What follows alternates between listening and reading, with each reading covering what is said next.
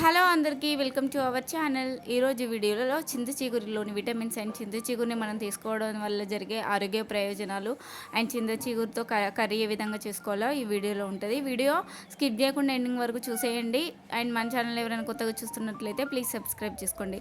మనకు జూన్లో ఎక్కువ చింత చిగురు అనేది దొరుకుతుంది. దీంట్లో fiber and C vitamin antioxidants ఎక్కువగా ఉంటాయి. సో ఇది తీసుకోవడం వల్ల మనకు ఇమ్యూనిటీ పవర్ అనేది పెరుగుతుంది. దీంట్లో ఫైబర్ కంటెంట్ ఎక్కువ ఉంటుంది కాబట్టి మనకు మలబద్ధక సమస్యలు ఉంటే పోతాయి. అండ్ నులి పురుగుల సమస్య ఉన్నవారు కంపల్సరీ ట్రై చేయండి, మంచిది హెల్త్కి అయితే.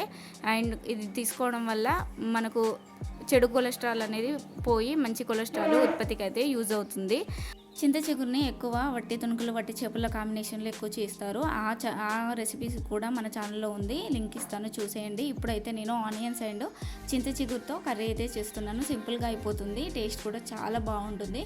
చపాతీలోకైనా రైస్లోకైనా టేస్ట్ అయితే చాలా బాగుంటుంది. ఇప్పుడైతే దీనికోసం మనం ఒక ప్యాన్ పెట్టుకొని అందులో ఆయిల్ వేసుకొని మనం పోపు దినుసులు అండ్ పచ్చిమిర్చి అయితే ఈ విధంగా కట్ చేసుకొని వేసుకొని ఫ్రై అయిన తర్వాత మనం ఆనియన్స్ అయితే సన్నగా కట్ చేసుకున్న ఆనియన్స్ అయితే వేసుకొని చక్కగా ఫ్రై చేసుకోవాలండి. దీంట్లో కొంచెం సాల్ట్ వేసుకొని కలుపుకోవడం వల్ల ఆనియన్స్ అనేవి తొందరగా మగ్గుతాయి. సో ఇందులో కొంచెం సాల్ట్ అయితే యాడ్ చేసుకోవాలి. యాడ్ చేసుకొని మొత్తం అంతా చక్కగా కలుపుకుంటే మనకైతే తొందరగా మగ్గుతుంది. ఆనియన్స్ అని చక్కగా ఫ్రై కావాలి. ఇలా ఫ్రై అయిన తర్వాత మనం ఇప్పుడైతే కొంచెం అల్లం వెల్లుల్లి పేస్ట్, పసుపు అయితే యాడ్ చేసుకోవాలి.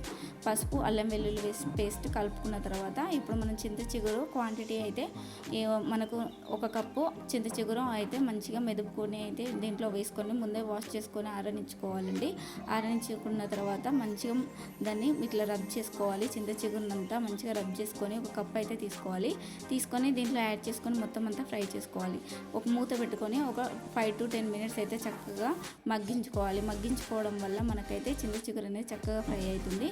ఈ విధంగా ఫ్రై అయిన తర్వాత దీంట్లో మనము ధనియాల పౌడరు, కారం, మనకు రుచికి కారం ఎంత కారం తినాలనుకుంటే అంత కారం అయితే వేసుకోవాలి. అండ్ ధనియాల పొడి కొంచెం సాల్ట్ అయితే యాడ్ చేసుకొని మొత్తం అంతా కలుపుకొని ఒక 5 to 10 minutes మూత పెట్టుకొని మనం ఫ్రై చేసుకుంటే మనకి ఎంతో టేస్టీ అయిన చింత చిగురు ఆనియన్ కర్రీ అయితే రెడీ అయిపోతుంది. ఇదైతే టేస్ట్ అయితే చాలా బాగుంటుంది, హెల్దీ కూడా. కంపల్సరీ ట్రై చేయండి. ఈ వీడియో కనుక నచ్చినట్లయితే లైక్, షేర్, కామెంట్ చేయండి. ఇలాంటి tasty and healthy and simple recipes కోసం మన ఛానల్ని సబ్స్క్రైబ్ చేసుకోవడం మర్చిపోద్దు.